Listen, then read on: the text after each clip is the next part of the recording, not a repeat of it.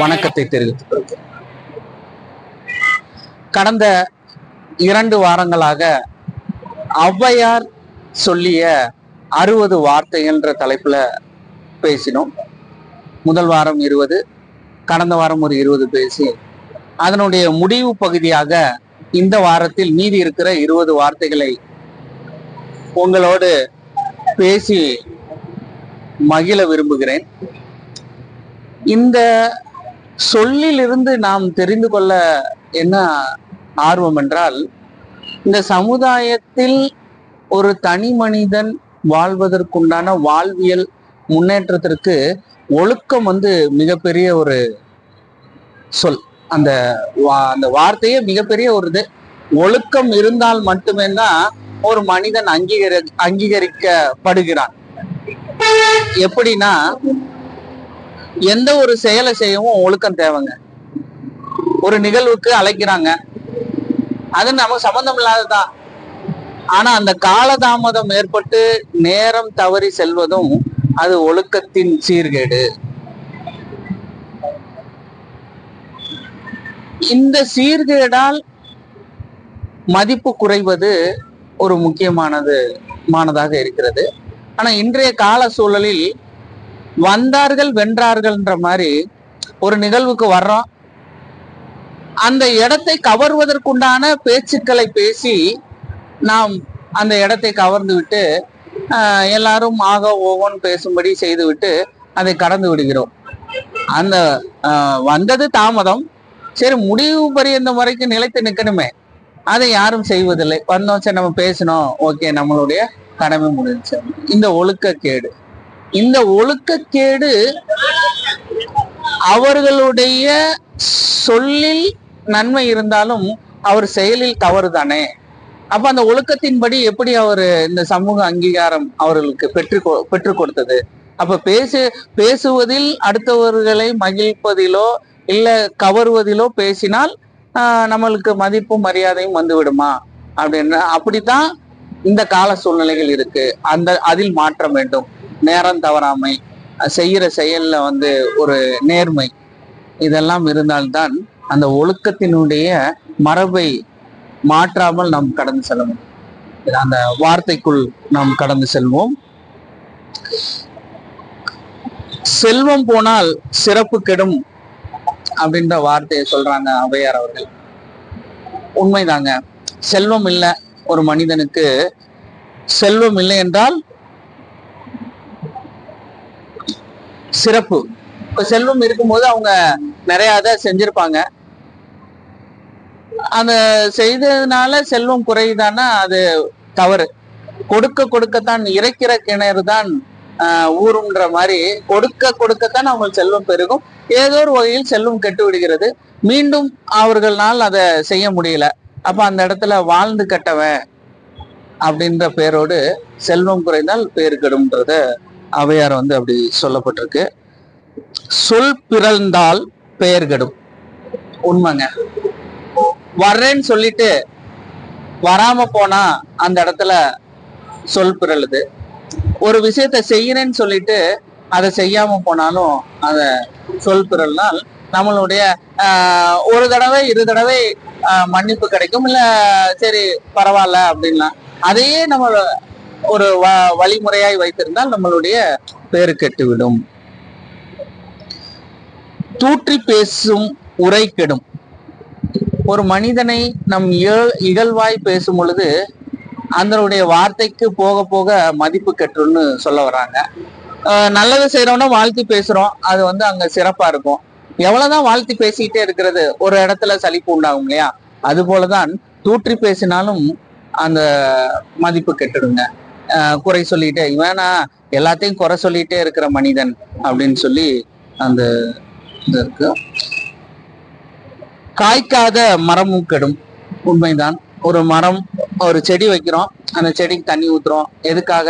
அது வளர்ந்து நாளைக்கு காய் கொடுத்து கனி கொடுத்து அது மற்றவர்களுக்கு உதவும், நம்மளுக்கும் உதவும் தான் வைப்போம். அப்புறம் நம்ம அந்த மரத்துல இருக்கிறது எவ்வளவுதான் நம்ம சாப்பிடுறது, அது பிறரும் சாப்பிட்டு போகட்டும் அப்படின்ற அந்த சுயநலத்தில் பொது நலத்தை கலந்து அதை செய்கிறோம். அது காய்க்காம போச்சுன்னா அது மரத்தை வெட்ட தானே செய்வோம். விறகுக்கு கூட பயன்படும், ஆனா காய்க்காம போனா அது கெட்டு போயிருன்னு ஔவையார் அவர்கள் அங்க. காடழிந்தால் மழை கெடும். உண்மைதாங்க. மரங்கள்லாம் நிறைய இருந்துச்சு. இங்க நம்ம கோவை மாவட்டத்துல சத்தி ரோட்ல இன்னைக்கு நம்ம அந்த பாதையை கடந்து போகும்போது ஒரு இடத்துல கூட நிழல்ல நிக்கலாமே அப்படின்ற அந்த நிலைமை மாறி நம்மளுடைய வாழ்வாதாரத்துக்காக, மக்கள் வாழ்வாதாரத்துக்காக, போக்குவரத்து இடையூறு ஏற்படாம இருக்கிறதுக்காக அந்த மரத்தை ஃபுல்லா வெட்டிட்டாங்க. அதனால மரம் இல்லைன்னா நம்ம மனிதனுக்கு ஆக்சிஜன் கிடைக்காது. முதல் அதுதான். நம்மளுடைய இலவசமாய் பெற்றுக்கொண்டதை நம் காசு கொடுத்து வாங்குற நிலைமை காடழிந்தால் நாடும் கெடும்ன்ற மாதிரி. அது எங்க இருந்து தொடங்குதுன்னா, காட்டை மட்டும் அழிச்சா இல்லைங்க, நம்ம ரோட்டோரம் இருக்கிற மரங்களை அழிச்சாலும் நம்மளுடைய இது கெடும். மரத்தை அழித்தால் நமக்கு ஆக்சிஜன் பெற முடியாதுன்ற உண்மையை விட இன்னொரு சொல் இருக்கு. நாம் வெளிவிடுகிற கார்பன் டை ஆக்சைடை அது உள்வாங்கி ஆக்சிஜனா வெளியிடுவதற்கு மரம் கண்டிப்பாக தேவை. அப்ப மரம் ஒரு மனிதன் வாழ்வியலுக்கு முக்கியமான ஒன்று. அதை ஔவையார் அந்த இடத்துல குறிப்பிட்டு சொல்லியிருக்கிறார்கள். குற்றம் பார்த்தால் சுற்றம் கெடும். கண்டிப்பாங்க. எல்லா பக்கமும் நம்ம அவங்க இப்படி செய்யறாங்க, இவங்க இப்படி பண்றாங்க அப்படின்னு நாம என்ன செய்யணும்? நம்ம குற்றம் செய்யாம சரியான விதத்துல நடந்தோமா? ஒரு சாலையில போகும்போதே ஒழுங்கா நம்ம போறதில்ல. எங்கெல்லாம் இடம் கிடைக்குதோ அதுல எல்லாம் ரைட்டு லெப்ட் வலதுபுறம் இடதுபுறம் மாறி மாறி போறோம். அதுவும் ஒரு குற்றம் தான். அந்த குற்றத்தை நாம் செய்யவும் கூடாது. செய்கிறவர்களை தடுத்து கேட்கக்கூடிய நம்மள்கிட்ட ஆற்றல் வேண்டும். இப்போ குற்றம் பார்த்தால் சுற்றம் கெடும்ன்றது. வசிக்காத வீடும் கெடும். உண்மை. ஒரு வீடு கட்டுறோம், ஒரு வருஷம் 2 வருஷம் இல்ல ஒரு 5 வருஷம் 10 வருஷம் வாழ்றோம். நம்மளுடைய பிள்ளைகள் படிச்சு பெரியாளாகி வேற வெளிநாடுகளிலோ இல்ல வெளி மாநிலங்களிலோ அவங்களுக்கு வேலை வாய்ப்பு கிடைத்து அங்க குடிபெயர்ந்துடுறோம். சரி, நம்மளுக்கு தான் வசதி வாய்ப்பு இருக்கே, இந்த வீட்டை எதுக்கு விற்கணும்? விற்க வேணாம், இருக்கட்டும் அப்படின்னு போட்டு வச்சுட்டு நம்ம விசாரிலாம் 5 வருஷம் 10 வருஷம் நம்ம மரண தருவாய் வரைக்கும் அப்படியே காலத்தை ஓட்டினா இந்த வீடு நமக்கும் பயன்படாம மற்றவருக்கும் பயன்படாம அது கெட்டு விடும் சொல்றது. குடிபெயராத இருக்கிற வீட்டுக்கு, வசிக்காத வீடு கெடும்ன்றத ஔவையார் இந்த இடத்துல சொல்லியிருக்காங்க. குளிக்காத மேனி கெடும். உண்மை. கூழானாலும் குளித்து குடி அப்படின்ற அந்த வார்த்தையை இந்த இடத்துல மிக முக்கியமா சொல்லியிருக்காங்க. குளிக்கிறது ஒரு மனிதனுடைய மிக பங்கு வகிக்கிறது. குளித்தால்தான் உடல் தூய்மை பெறும், உள்ளம் தூய்மை பெறும், நம் செய்கிற செயலும் தூய்மை பெறும். அப்போ குளிப்பதுன்றது ஒரு மனிதனுடைய உடலுக்கு தேவையான ஒன்று. அப்போ குளிக்காம போனா 6 மாசம் 1 வருஷம் அப்படின்னா நம்மளுக்கு நோய் தொற்று ஏற்பட்டு அப்படின்னா உடம்பு கெட்டுடும்ன்றத இந்த இடத்துல சொல்லணும். பொய்யான அழகும் கெடும். உண்மைங்க. மேக்கப் பண்றோம், இன்றைய கால சூழ்நிலை ஆண்களும் பண்றோம் பெண்களும் பண்றோம். அது குறிப்பிட்ட நாள்ல ஒவ்வாமை ஏற்படுத்தி ஒரு காலகட்டத்துல உண்மையான அழகே கெட்டு போற சூழல்ல இருக்கு. அதுதான் இந்த இடத்துல பொய்யான அழகு கெடும். நம்ம பொய்மையா நம்மளுடைய அழகை மேன்மைப்படுத்தி காட்டுவதற்காக வாசனை திரவியங்கள் எல்லாம் பூசிக்கொண்டு உதட்டு சாயம் எல்லாம் செய்து கொண்டு நாளடைவில் அது உடல் கெட்டு போகிறது. பொய்யுரைத்தால் புகழும் கெடும். பொய்யுரைத்தால் புகழும் கெடும்னா, ஒரு மனிதன் புகழோடு, ஒரு புலவர் புகழோடு இருப்பாங்க. அவங்க மன்னரிடம் பாடல்களை பாடி அவர்களுடைய வெகுமதிகளை பெற்று ஒரு புகழோடு இருப்பாங்க. இந்த மன்னன் இந்த புலவர் பாடினால் மிகவும் ரொம்ப இதா இருக்கும், ஒரு இதை சொல்லி பாடுவாங்க அப்படின்னு சொல்லி அந்த புலவரை புகழ் பாடுவாங்க. அந்த புலவர் தன்னுடைய புகழை கெடுக்கிற மாதிரி தகாத செயல்களை செய்தால் அந்த புகழ் கெடும்ன்றது இந்த இடத்துல பொய்யுரைத்தால் ஒரு பொய்யான ஒரு விஷயத்த சொல்லி அதை புகழ் பெற்றால் அது வந்து ரொம்ப நாளைக்கு நிலைக்காது. நான் வந்து சவுதி அரேபியால வந்து மன்னராட்சியில இரண்டாம் அந்த மன்னருக்கு வந்து நான் வந்து இதா இருந்தேன் அதா இருந்தேன்னு அதிக பேர் சொல்லியிருப்பாங்க. அப்படி சொல்லிட்டு அது உண்மை தெரிஞ்சதுக்கு அப்புறம் இவன் வந்து அங்க ஒட்டகம் மேய்ச்சிக்கிட்டு இருந்தாரா அப்படின்னு சொல்லும் போது அது வந்து அந்த புகழ் பொய்யுரையான புகழ் கெட்டு விடுதுங்க. தூங்காத இரவும் கெடும். ஒரு மனிதன் இல்ல, எல்லா உயிரினமும் வந்து ஒரு தூங்குவதற்குன்னு ஒரு நேரம் வச்சிருக்காங்க. அது மனிதனுக்கு வந்து இரவுல வந்து தூங்குவதற்கும் பகலில் விழித்து கொண்டு வேலை செய்வதற்கும். ஆக இரவு தூங்கலைன்னா உங்களுடைய உள் உறுப்புகள் வந்து சரியான முறையில இயக்கம் இல்லாம உங்களுடைய இது கெட்டு விடுங்க. இரவில் தூங்காம உங்களுடைய வேலை செய்து கொண்டு பகலில் தூங்கினால் உங்களுடைய உடல் கண்டிப்பா வந்து கெட்டுவிடும். கவனமில்லா செயலும் கெடும். ஒரு செயலை செய்யும் போது எல்லா விதத்திலையும் செய்யணும். ஒரு நாங்க தண்ணி பாட்டில் கொண்டு வந்தோம், இங்க வைக்கும் போது சாஞ்சு உருண்டு போயிடுச்சு. அது அந்த கவனம் இல்லாத செயல்னால அந்த தண்ணீர் குடிக்க முடியாமலும் அடுத்தவங்களுக்கு பயன்படாம அது கெட்டு போயிடுச்சு. இது இப்ப நடந்த நிகழ்வு. அதை நான் அது வந்து கவனம் இல்லாத செயல் வந்து கெட்டு போயிடுச்சு அப்படின்னு. கருத்தில்லா எழுத்து கெடும். ஒரு மனிதன் கருத்தோடு எந்த சொல்லையும் செயலையும் செய்தால் மட்டுமே அது சரியான வாழ்வியலுக்கு உண்டான வழிமுறைகள். ஒரு சில கருத்துக்கள் கருத்தில்லா எழுத்தும் கெடும்ன்றதுக்கு ஒரு சின்ன விளக்கம் பேசினோம். அது வந்து அந்த நேரத்திலே தீர்க்கப்பட்டது. நீங்கள் சொல்கிற கருத்து வந்து இந்த இடத்துக்கு அது பொருந்தாது அப்படின்னு சொல்லி, அப்ப கருத்தில்லா எழுத்தும் கெடுன்ற வார்த்தைக்கு நாங்களே வந்து ஒரு உதாரணமாக இருந்து அதை நாங்கள் நிறைவு செய்கிறோம். இந்த ஔவையார் சொன்ன 60 வார்த்தைகளையும் சொல்லி இந்த 3 வாரங்களும் கடந்ததுக்கு எனக்கு ரொம்ப மகிழ்ச்சியா இருந்துச்சு. இந்த வார்த்தைகளை படிக்கும் போதும் சரி, உங்களிடம் பகிர்ந்து கொள்ளும் போதும் சரி, அது மனதுக்கு மகிழ்ச்சி. நாம் பின்பற்றுகிறதில் குறைவு ஏற்பட்டாலும் மற்றவர்களை பின்பற்றுவதற்காகவாது நாம் பின்பற்றி அதை வழிமுறை கொண்டு வருவோம். நன்றி, வணக்கம். என் நூல்காஞ்சி அன்பர்கள், கோவை உறவாலயம் ராஜரத்தினம் உங்களுக்காக மட்டும் சொல்லப்படுகிற திருமந்திரத்தை இங்கே என்னவென்றால், அகிலிடத்தார் மெய்யை அண்டத்து வித்தை, புகழிடத்தே என்னை போத விட்டானை, பகலிடத்தும் இரவும் பணிந்து ஏற்றி இகலிடத்தே இருள் நீங்கி நின்றேனே என்கிறார். அதாவது என்னன்னா, ஒரு தனி மனிதனுடைய வரலாறு வந்து என்ன ஆகுதுன்னா, ஒரு குறிப்பிட்ட காலம் கழித்து அது அந்த வரலாறு என்ன ஆகுதுன்னா புராணம் ஆகுது. அந்த புராணங்களில் பொய்யும் மெய்யும் கலந்து விடுகிறது.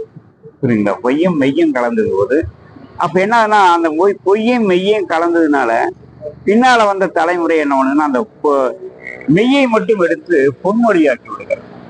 அந்த பொன்மொழியை எடுத்து என்ன பண்றாங்கன்னா மந்திரமாக்குறார்கள்.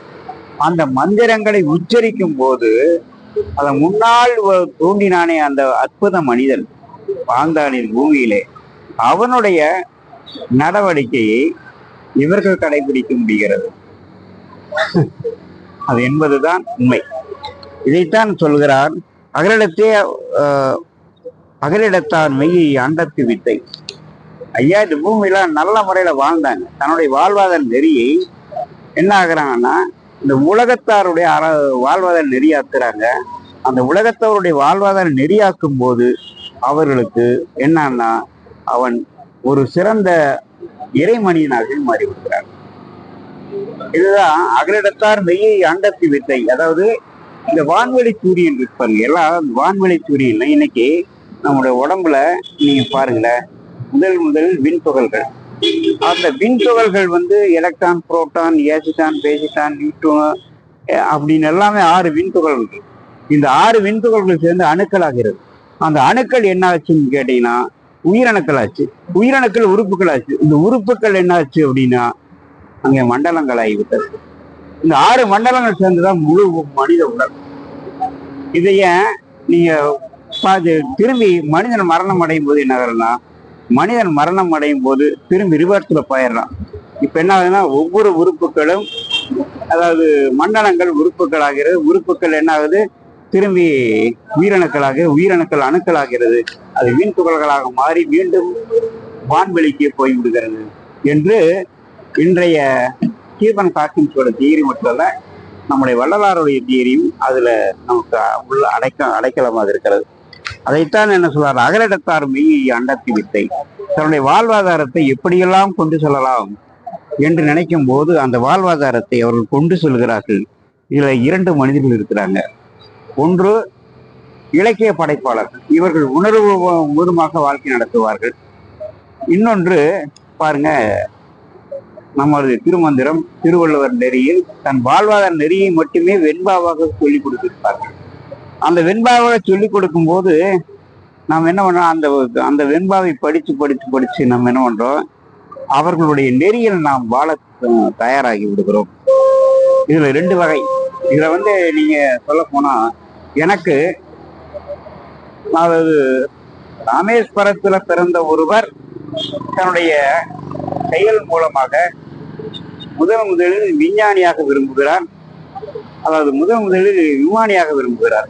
ஆனால் விமான பணித்தொழில் கீழ் கிடைக்கிறது, தொழிற்சாலையில் தான் பணி கிடைக்கிறது. பிறகு விமானி ஆனால், பிறகு பாருங்க அந்த அணுவியல் துறை விஞ்ஞானி ஆனால், பிறகு பாதுகாப்புத்துறைக்கு வந்தார். ஆனால் இத்தனையிலும் தன்னுடைய செயல்பாடுகளை முத்திரையாக பதித்தார். அதை தன்னுடைய அக்னி சிறகுகள் என்ற புத்தகத்தின் மூலமாக முழுதாக எழுதி முடித்தார் அவர். இது சாதனையின் வரலாறு, அவருடைய சாதனையின் வரலாறு தான். அதே மாதிரி இன்னைக்கு உணர்வுபூர்வமாக இருக்கிற மனிதர்களும் இருக்கிறார்கள். இப்ப சமீபத்துல இறந்து போன பாரதி ராஜா பாருங்க, அவரு சொன்ன அந்த விஷயம், அவருடைய அந்த இது, ஒரு பெண்ணை இயத்தை இப்படியெல்லாம் காப்பாற்றலாம் என்று சொன்ன அந்த கருத்தம்மா என்ற ஒரு படத்தை எடுத்து வெற்றிகரமாக அது உலகத்தில் இந்த பெண்கள் எவ்வளவெல்லாம், ஒரு கிராமத்து பெண்கள் எவ்வளவெல்லாம் பேசப்படுகிறார்கள், அந்த பெண்கள் எப்படி தன்னை சுய உருவமாக போராட்ட காலத்தில் நின்ற போது அவர்கள் எப்படியெல்லாம் வெற்றி கண்டார்கள் என்பதை அந்த பெண்ணின் மூலமாக நிரூபித்திருப்பார். ஆனால் இப்ப பாருங்க, இன்று அவர் மறைந்து விட்டார். ஆனாலும் கூட அவர் வாழ்க்கையிலே கூட நீங்க பாருங்க, குடும்பத்தில் குழப்பங்கள் வருகிறது. தன் ஆண் வாரிசையும் பெண் வாரிசையும் சமமாக பாதிக்க வேண்டும் என்று இந்த உலகத்துக்கு அவர் பதில் சொல்லியிருந்தாலும் அவரால் அதை செயலாற்ற இயலவில்லை. ஆனால் அப்துல் கலாம் அவர்கள் முழுசாக செயலாற்றி மகிழ்ந்தார். அண்ணன் குடும்ப சொத்தையே கொடுத்து நீ வச்சுக்கப்பான்னு. இல்ல எனக்கு சொத்தம் வேண்டாம், சுகம் வேண்டாம், எனக்கு நாடே என்னை பாதுகாத்துக் கொள்ளும் என்று நட்புறவின் மூலமாக தன்னுடைய ஒரு நினைவிடத்தை அமர்ந்து கொண்டு மிக அழகாக வாழ்ந்து கொண்டிருக்கிறார். இந்த வாழ்க்கை இந்த மண்ணுலகம் இருக்கும் வரை அவர் இன்னும் இந்த உலகத்துக்கு சொல்லிக் கொண்டே இருப்பார். நான் ராமேஸ்வர சிறுவனாக இருந்தவன், ஒரு இதிலே படித்தவன், ஆனால் எப்படி நான் விஞ்ஞானி ஆனேன், இப்படியெல்லாம் இந்த செயல் திட்டத்தை அணுவியல் துறையிலும் சரி, வான்வெளி துறையிலும் சரி, நான் எப்படியெல்லாம் நாசாவோடு இணைந்து செயலாற்றினேன், அப்படி செயலாற்றும் போது எனக்கு கிடைத்த வெற்றிகள் என்ன என்பதை சொல்லாமல் சொல்லிக் கொண்டிருப்பார். ஆனால் இவருடைய பாரதிராஜா போன்றவர்களுடைய உணர்வுபூர்வமான வாழ்க்கை தங்கள் சொந்த குடும்பத்துக்குள்ளேயே உணர்வுபூர்வமாக செயல்படுத்த முடியாமல் போய்விடுகிறது. இதை இந்த திருமந்திரம் சொல்லுகிறது பாருங்கள். ஏனென்றால் அகலிடத்தார் மெய்யை அண்டத்தி வித்தை. நாம் என்ன வேணும்னா, இந்த பூமியை விட்டு விலகி போனாலும் நம்முடைய வாழ்வாதார நெறியை இந்த மண்ணுலகத்தில் வாழும் மனிதர்களுடைய நெறியாக மாற்றி கொடுக்கும் போது அது இந்த பூமியில் இருக்கிற ஒரு வாழ்வாதார நெறியை தருகிறது என்பதைத்தான் அகலிடத்தார் மெய்யை அண்டத்தி வித்தை என்கிறார். புகலிடத்தே என்னை போத விட்டானே. ஐயா, நான் அதனால பெயர் புகழ் பெற்றேன். அந்த பெயர் புகழ் பெற்றாலும் நான் அதை படிக்க நேர்ந்தது. என்னை போத விட்டானை, நான் என்னை படிக்க விட்டவனை பகலிடத்தும் இரவும் பணிந்தேற்றி நான் பகல் இரவு பகலாக அவனை படித்து மேடே வந்தேன். ஆனால் என்னவென்றால் இகலிடத்தை இருள் நீங்கி நின்றேனே என்கிறார். இங்க பாருங்க, இகல் என்றால் பகை, குடும்ப பகையோ அல்லது உறவு பகையோ நட்பு பகையோ எதுவுமே இருக்காது. அந்த மனிதர்கள் என்ன ஆகிறார்கள் என்றால், அவர்கள் அப்படி இருக்கும்போது அவர்கள் இறை மனிதர்களாக போராட்டப்படுகிறார்கள்.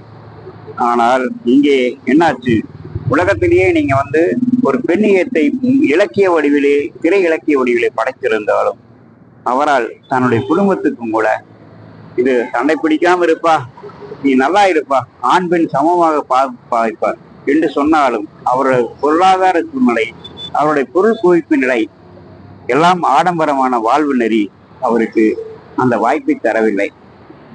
அப்போ இகலிடத்தை இரு நீங்கி நிற்கவில்லை அவர். ஆனால் இங்கே அப்துல் கலாம் அவர்கள் இகலிடத்தை, அதாவது பகை என்ற ஒரு இகலிடத்தில் வேற்றுமை என்ற நிகழ்ச்சியிலிருந்து அவர் விலகி நின்றார். இதைத்தான் இந்த திருமந்திரம் சொல்லுகிறது. என மீண்டும் சொல்லுகிறேன் பாருங்கள், நாம் உணர்வுபூர்வமாக வாழாமல், எதையும் திறம்பட உணர்வுபூர்வமாக வாழாமல், மனித குலத்துக்கு உதவ வேண்டும் என்ற நெறியோடு அக்கறையோடு எழுத்து உலக படைப்புகளை படைக்கும் போது அதுவே ஒரு வாழ்வாதார நெறியாக இருந்து அந்த மனிதனை படிக்க படிக்க நமக்கு பகை வேற்றுமை என்ற நிலையிலிருந்து நம்மால் விலகி நிற்க முடிகிறது என்பதைத்தான் இந்த திருமந்திரத்தை சொல்லுகிறது. எனவே இகலிடத்தை இருள் நீங்கி நின்றேனே என்ற வார்த்தையில் இங்கே முடிக்கிறார் திருமூலர். இந்த வழியில் நாம் திருமந்திரத்தை படித்து உயர்வோமாக வாழ்வோமாக சொல்லி நன்றியுடன் விடைகிறேன். நன்றி, வணக்கம். நூல் காஞ்சி ரசிகர்களுக்கு இனிய மாலை வாழ்த்து சொல்லிக்கொண்டு நான் கவிதைக்கு சொல்கிறேன். கவியின் தலைப்பு அம்மா. புள்ளி வைத்து போட்டு குவாத்தி விட பொட்டு வைத்த அம்மா முன்பு ஆராய்க்கும். காலமே நீ எப்பொழுது முடிவெடுவாய், உன் எப்பொழுது ஓய்வெடுப்பார், எனக்கு ஒரு உண்மை இல்லை. காலமே உன்னை யாருமே பிடிக்க முடியாத உயர்த்து கொண்டு ஆட்சி செய்கிறாய். நீ பிடித்து கொண்டாய், இல்லை என்றால் உன்னிடத்தில் பேரம் பேசி தன்வசம் இழுத்து வைங்கள் அரசியல்வாதிகள். இன்று சம்பள நாள், தாலியை அடமான வைத்து அரிசி வாங்கி குடியாரின் குடும்பம். உங்கள் மீது கற்களை வீசினால் அவர்கள் மீது பூக்களை வீசுங்கள், உங்கள் மீது மீண்டும் கற்களை வீசினால் அவர்கள் மீது பூந்தொட்டியை வீசுங்கள். முள் வாழ்க்கை தான் முள் வாழ்க்கை, ஆனாலும் சீர்த்து கொண்டிருக்கிற ரோஜா. பெண்ணே தயவு செய்து உன் முத்தத்தை செல்போனில் தராதே. ஏன் தெரியுமா, செல்போன் முத்தத்தை வாங்கி தருகிறது, சவுண்டு கூட எனக்கு வருகிறது.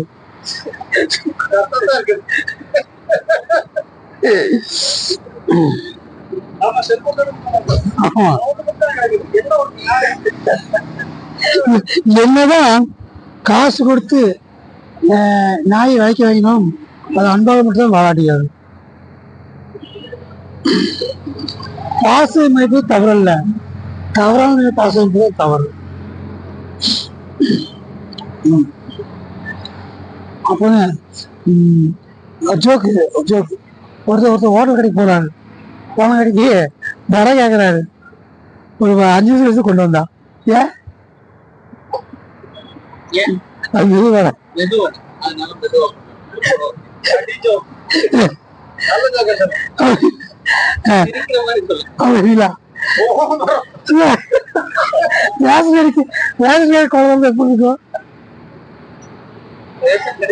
ரேஷன் கடைக்காரங்க குழந்தை பிறந்தா எப்படி இருக்குங்க? குழந்தை பிறந்தா எப்படி எடை கம்மியா?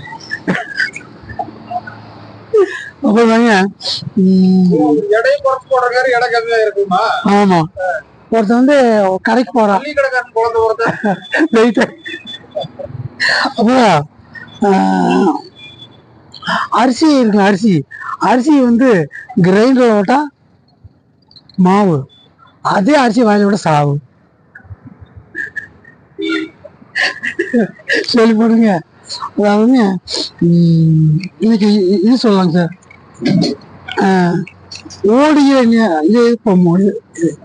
ஓடுகிற நீரில் அசுத்தமாகுமா. அப்புறம் பெரும்பாலான மனிதர்களை நம்பிக்கைதான் காத்து நிற்கிறது. நன்றியோடு இரு, கடவுள் உன்னை காப்பார். ஒரு கை மறுகையை கழுவுகிறது, மறு கையை கழுவுகிறது, இரு கையும் முகத்தை கழுவுகிறது. பழைய சட்டியை இனமாக தரும்போது பொத்தங்களை கழட்டிக் கொள்ளாதே. நன்றி என்பது இதயத்தை இசையலாம். மனதை விட உடம்பு முக்கியம், ஏனெனில் உடம்பின் மூலம் வாழ்க்கை நடைபெறுகிறது. கற்பித்தல் ஒரு வேலை அன்று, அது ஒரு கலை. நல்ல நண்பர்கள் வைத்து இணைத்துக் கொள்ளுங்கள். பிறரை பின்னுக்கு தள்ளி முன்னுக்கு வராமல் பணிவுடன் இருத்தல், மற்றவர்களுக்கு தலைவராதீர்கள். அப்புறம் என்றறிய நண்பர்கள் ஈக காட்டினால் அதில் என்றையும் ஒருவனை இணைத்து காட்டினோம். நல்லவை தீய சக்திகளை வென்றுவிடுகின்றன. திட்டமிடுவதுதான் வாழ்வின் தொடக்க நிலை. பிரம்மா, விஷ்ணு, சிவன் நீ மூன்றும் சேர்ந்துதான் ஓம் என்னும் பிரவான மந்திரம். இந்த ஓமுக்கு எத்தனை சக்தி இருக்கிறதோ அவ்வளவு சக்தி ஒழுக்கத்துக்கு இருக்கிறது. அதனால்தான் நாம் ஓம் ஓம் ஓம் என்று பாரதி அடிக்கடி சொல்வார். களைப்பு என்பது சக்தி குறைவுதான். களைப்பால் தூக்கம் வரும், தூங்கி இருந்தால் களைப்பு நீங்கும். வேலையில் மாற்றம் முக்கியமானது. எங்கே அன்பு இருக்கிறதோ அங்கு அமைதி இருக்கிறது. அவமானங்களும் துன்பங்களும் நம்மை உயர்த்துவதற்கு இறைவன் நமக்கு கொடுத்துள்ள கருவிகளாகும். பெரிய திட்டங்கள் அடிப்படையாக இருப்பது ரகசியமாகும். என்னுடைய அறிவுதான் என் அரசாகும். உரையாடல்கள் உள்ளங்களின் மாநாடு. நாம் எதை தேடுகிறோமோ அதை நாம் தேடுகிறது. நிதி குறைபாடு அல்லது குறைவாக ஒருவரும் பேசாதீர்கள். ஆன்மீக மனம் கொண்ட ஒருவர் கருவேலும் கொட்டையை பார்த்தால் ஒரு காட்டை காண்பார். முடிவில்லா போட்டு உங்களுக்கு புதியங்களை திறந்துவிட அனுமதியுங்கள். உடலுக்கு எப்படி உடற்பயிற்சியோ அதுபோல் மனதிற்கு பயிற்சி புத்தக வாசிப்போம். மூலத்தனமான நோயை முற்றாக விரட்டி மூளையே புத்தகங்கள். அக்கறை உள்ள பெற்றோரும் அறமாய் நிறைய புத்தகங்களும் வாய்க்கு பெற்ற குழந்தைகள் அதிர்ஷ்டங்கள்.